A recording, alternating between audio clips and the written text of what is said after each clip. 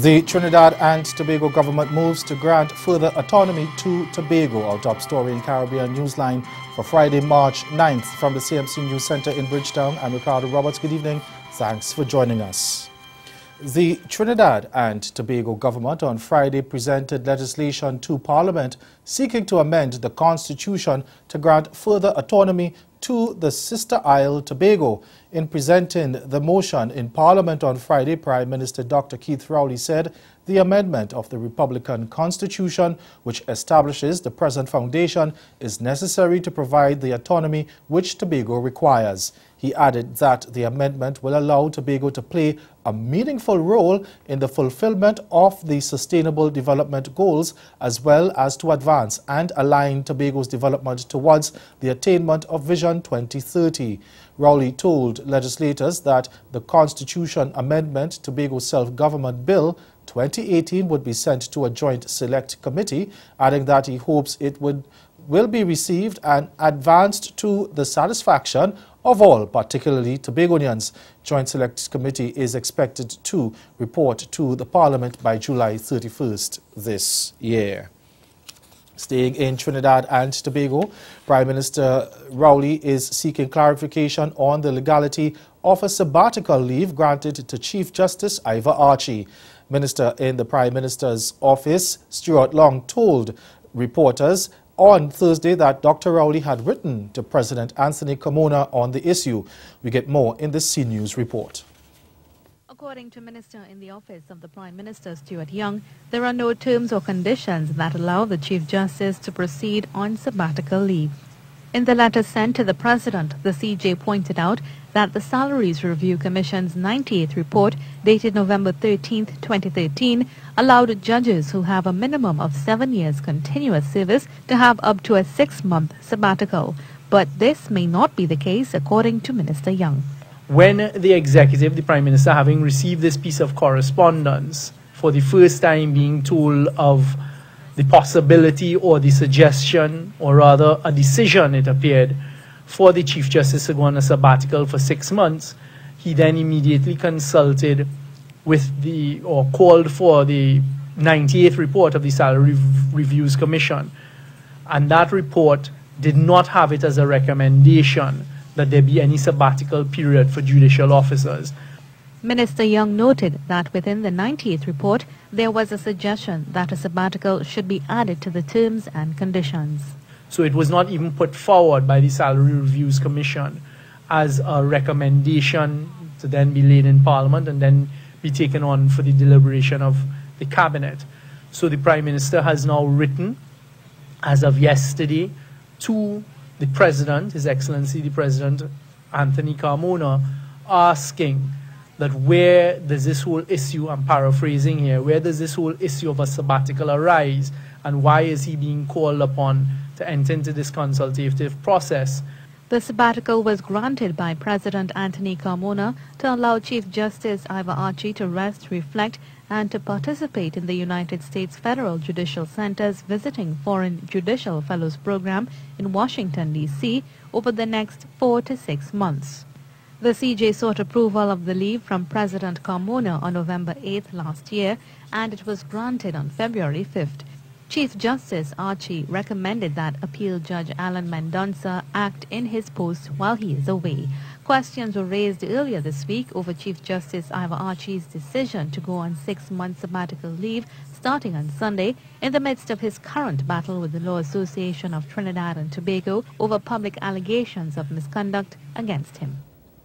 And Chief Justice Archie has now decided to defer his leave until President Anthony Carmona's return on Sunday.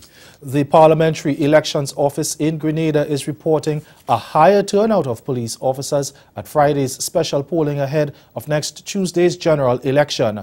The elections regulations provide for police officers to vote ahead of the general election day. Supervisor of Elections Alex Phillips says that 50 to 75% of registered police officers had cast their ballots by midday. Less than 900 police officers are eligible to vote. Friday's ballot boxes will be sealed and stored away until counting on Tuesday evening after the general polls are closed. Just over 78,000 people are registered to vote in the general election, which is being contested by 45 candidates representing 7 political parties in 15 constituencies.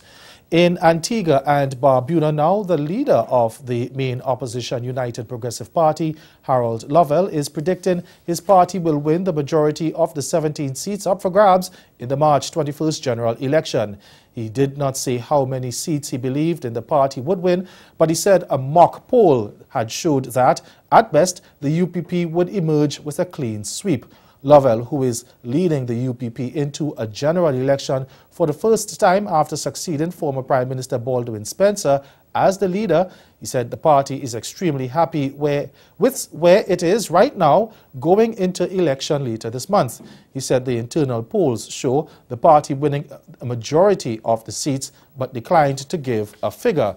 Lovell disagreed with the findings of a poll conducted by Barbados-based pollster Peter Wickham that the ruling party would be returned to office with possibly the same number of seats it won in the 2014 poll. Now, in that election, the UPP got only 3 seats compared to the 14 won by the Antigua and Barbuda Labour Party. Jamaica's Finance Minister Audley Shaw has fulfilled his promise of sparing citizens from new taxes for the 2018-2019 financial year. And it's the first time in 14 years there are no new revenue measures outlined in a budget. Shaw told the House of Representatives on Thursday that instead of introducing new taxes to fund the $773.6 billion budget, the government would use revenue and grants forecast at $590.6 billion, among other sources. Andrea Chisholm of TVJ News reports. In fine style. So how will the over $773 billion budget be funded? Well, $590.6 billion will come from revenues and grants. Government will borrow about $103.2 billion, and non-tax revenues amount to $60.9 billion. Now, the non-tax revenues includes money from the Customs Administration fees, transfers from the Jamaica Civil Aviation Authority and the Tourism Enhancement Fund and the Chase Fund, as well as a special transfer from the Petro-Caribe Development Fund. Now, to another issue that has been dominating headlines, that's the issue of public sector wages. That also formed part of the Finance Minister's budget presentation. Mr. Shaw says that when the 16% increase over 4 years, that's a proposal for the 2017 period going on to the 4 years, when that is added to the payment of performance-based increments, the overall increase to the public sector is 26%. Here it is. The teachers are being offered over 4 years, 26% increase, plus the 10% from the income tax threshold. That is 26 plus 10 is 36% increase over the 4-year period. And for the monthly paid civil servants, the increase in the PAYE threshold resulted in an average 14% increase in net pay average. Add the 14% to the 26% and you get 40%.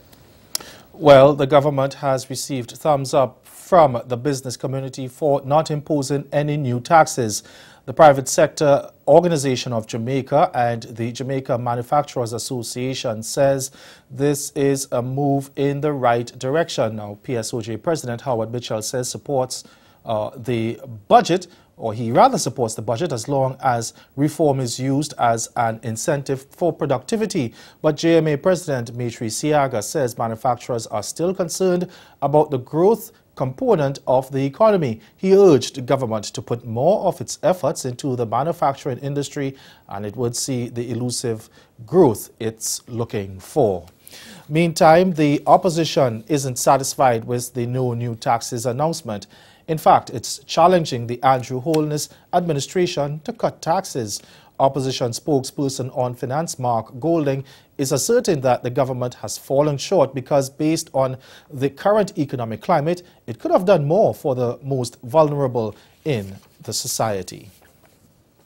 And coming up in Caribbean Newsline, health concerns for public servants in Dominica. The details after this break. Stay with us. Follow Pull your heart to the 22nd Annual St. Kitts Music Festival from June 27 to July 1st, 2018.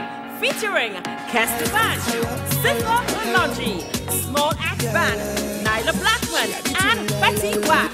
Also, Patti LaBelle, Dijon, New Vibes International, Rhythm of the Beat, and Wayne Wonder. Spice, August Alsina, Aishona, Byron Messiah, Dasha, Shaka Dimas, and Pliers, and Miss Lauren Hill. Save the date and book now for the 22nd Annual St. Kitts Music Festival, an experience like no other.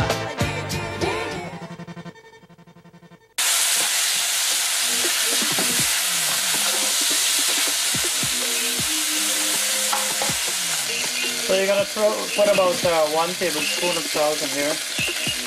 And as I said, you can taste and see if you need more or less.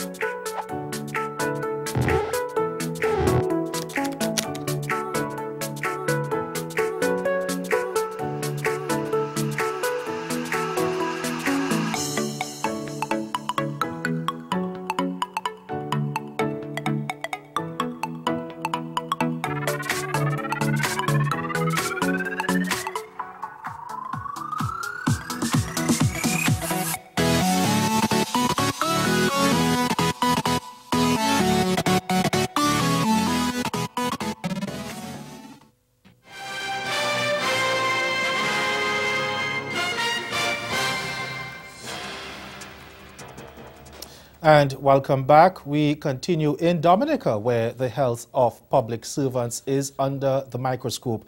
A senior health official says a recent study has shown high levels of blood sugar as well as blood pressure issues among those workers.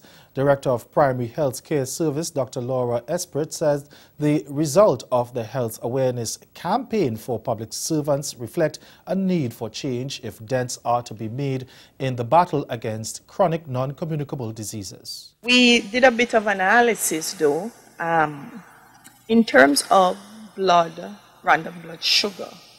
We noticed and we used the normal value of capturing persons who had blood sugars more than 110 milligrams per deciliter. And what we noticed is that 36% of the persons who participated in the week had elevated blood sugars. And that is significant. In addition to blood pressures, the range that we used for the analysis bit of it is more than 120 on 80 millimeters per mercury. And we had an approximation of 21% of total participants having elevated blood pressure. Over in Guyana now, a secondary school teacher who was accused of engaging in sexual activity with a child under the age of 16 has been remanded to prison. Cohen Jackson's court appearance came one day after the Director of Public Prosecutions offered advice to the police to file the charge against him. Jackson was charged 5 months after the allegations against him first surfaced on social media. The accusations were first made by the government's cultural advisor, Ruel Johnson, who was married to Jackson's ex-girlfriend. The same young woman is also one of the teacher's former students. We get more in this HGP Nightly News report. The disgraced high school teacher arrived at the Georgetown Magistrates Court Thursday morning. He appeared before Magistrate LaRon Daly in an in-camera hearing. 39-year-old Cohen Jackson is accused of having sexual relations with an underage child sometime during December 2010 and May 2011 by abusing the position of trust. The accused man was not required to plead to the indictable charge. Jackson was refused his pre-trial liberty and will make his next court appearance on March 15. The accusations was brought to the light by cultural advisor Ruel Johnson last year.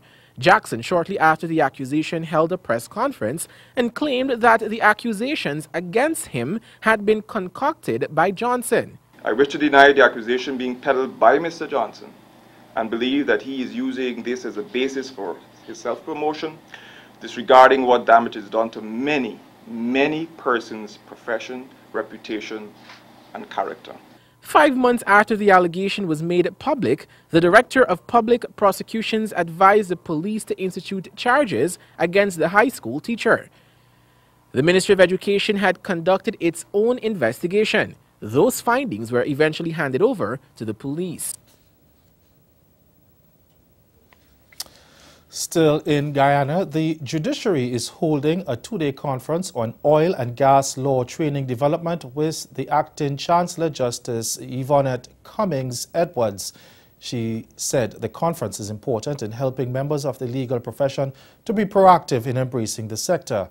Addressing the conference on Friday, she said the bar and the bench have seen the need to sharpen their legal skills using education. The conference, which seeks to explore the legal framework in oil and gas regulations, is being led by Alicia Ellis Roberts, or Elias Roberts that is, the Deputy Dean of the Faculty of Law at the University of the West Indies, a pioneer of legal education on oil and gas law in the Caribbean region. Natural Resources Minister Raphael Trotman, who addressed the conference, said Guyana's fast tracking of the start of the oil production in 2020 was part of a broader plan to stamp its sovereignty on the location of the Liza field that Venezuela had claimed. Over in Belize now, Prime Minister Dean Barrow has acknowledged that crime is a national concern and that it needs to be addressed holistically. He says, unfortunately, it is a cultural thing that has so far defeated the country. Barrow says, as the nation tries to retool its it is my view, and I have the sense that it is a view shared by the colleagues in Cabinet, that a holistic deployment of efforts apart, when you begin to concentrate on the police, there's got to be more of an effort made to involve the community. Barrow said that there has got to be a mix that will involve the community or communities in these neighborhoods in a real way, and that can't happen. He told reporters that while his government has been silent for a while, he promises that the words will be followed by action. Meanwhile, opposition leader John Briceño says the root causes of crime are the poor economy, unemployment and corruption in the highest levels of government. And he reiterated the need for a bipartisan approach, that is, to dealing with the matter. And ahead in Newsline Sport, West Indies going into their clash with Ireland in the ICC World Cup qualifiers with a score to settle. We'll be right back. Follow your heart to the 22nd Annual St. Kitts Music Festival from June 27 to July 1st, 2018. Featuring Kester Band, Sifa Malonji, Small Axe Band, Nyla Blackman, and Betty Wack. Also, Patti LaBelle, Dijon, New Vibes International, Rhythm of the Beat, and Wayne Wonder.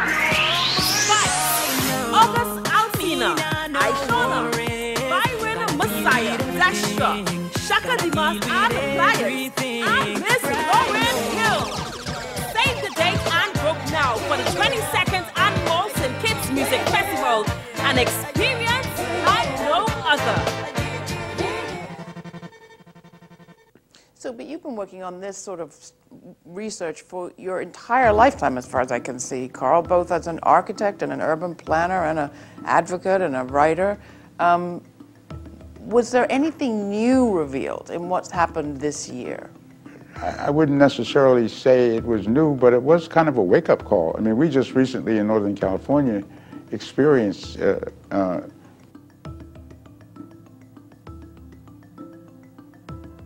Barbados, renowned for its pristine beachfront and fantastic weather, continues to leave quite an impression on newcomers to the island and returning visitors.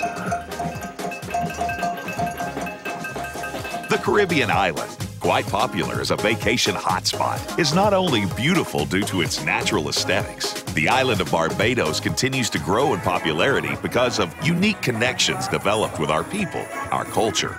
We can't wait to welcome you.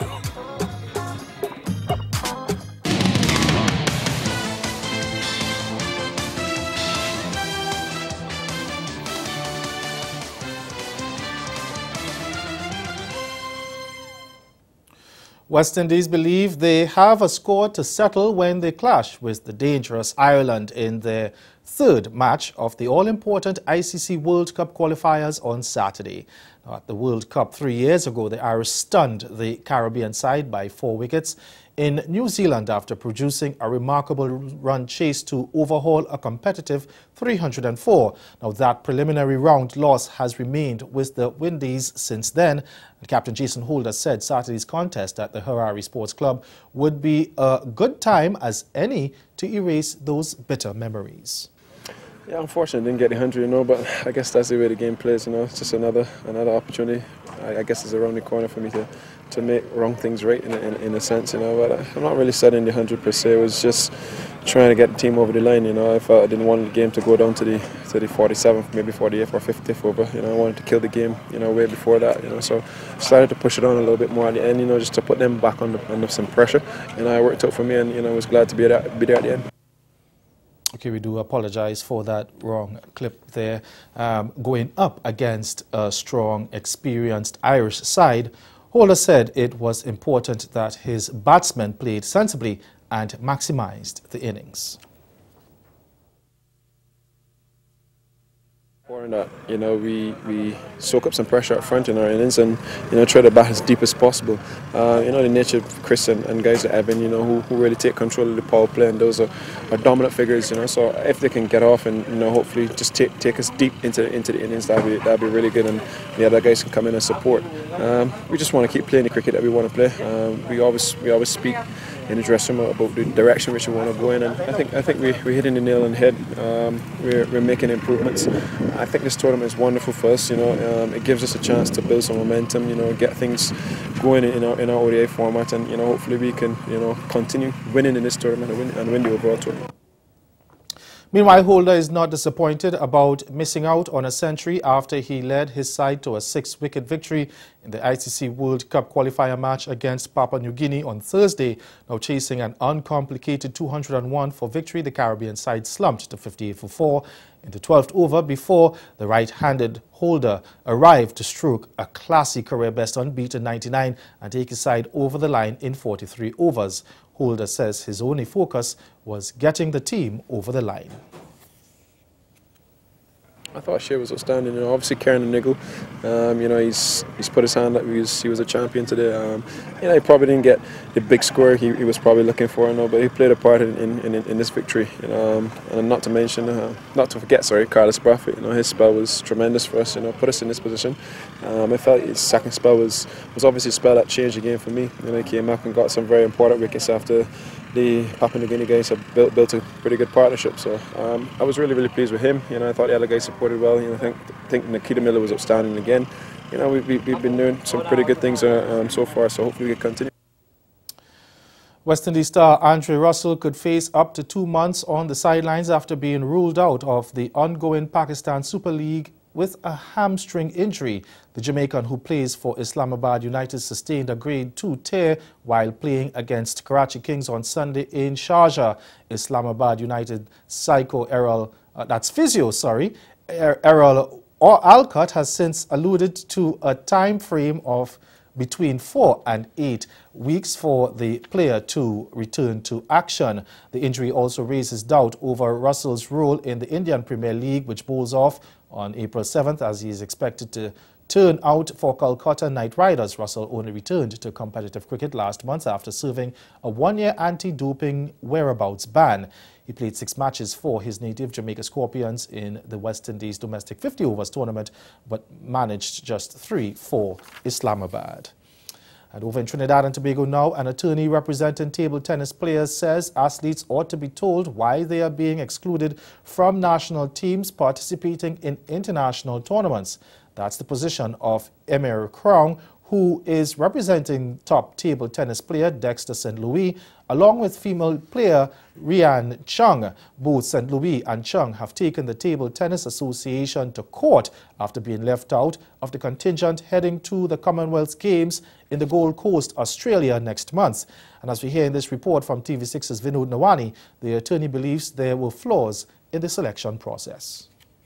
Just recently, top players Dexter St. Louis and Rian Chung were selected on the TNT table tennis squad for the Commonwealth Games Down Under. At first, the duo was excluded by the TNT Table Tennis Association, which resulted in the two taking the matter to court. St. Louis lawyer Dr. Emil Crown stated that NSOs must explain to athletes the reasons behind their non-selection. Associations are in fact obligated to inform athletes why they were not selected. On what basis? On the basis that all of these athletes devote their lives, their careers to their sport, and in the absence of meaningful reasons as to their non-selection, it leaves these athletes in a very dark place. I mean, they wonder, why do I bother compete? Why am I at the highest levels of international competition and not selected for my country? Despite the criteria given by the association, both St. Louis and Chung were by no means satisfied. And Dr. Crown pointed out a couple of problems with the selection process. The committee said we are selecting athletes, we are selecting them, we have a preference for younger athletes, up-and-coming athletes. And nowhere in the criteria is age stated as being one of the requirements. And secondarily, and International Women's Day, it's quite appropriate to raise this, the criteria speak of selecting men. Men were capitalized. There was nowhere in the criteria did it in fact set out criteria to select women. And that's the sports. Stay with us. We'll be right back. Barbados, renowned for its pristine beachfront and fantastic weather, continues to leave quite an impression on newcomers to the island and returning visitors.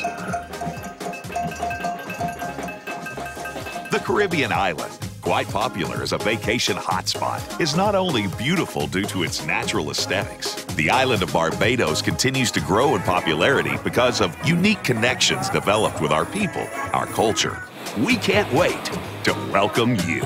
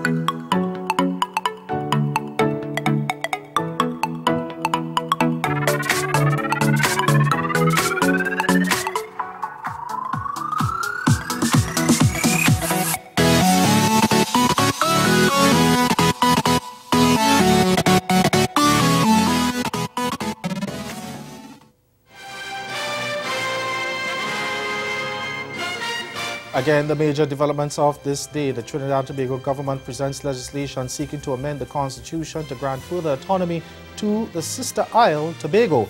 And in sport, West Indies believes they have a score to settle when they clash with Ireland in the third match of the all-important ICC World Cup qualifiers on Saturday. That's Caribbean Newsline. For news and sports around the clock, log on to CarneNews.com. We'll be back here again on Monday, but from all of us at CMC News, thank you for watching. Have yourselves a good night.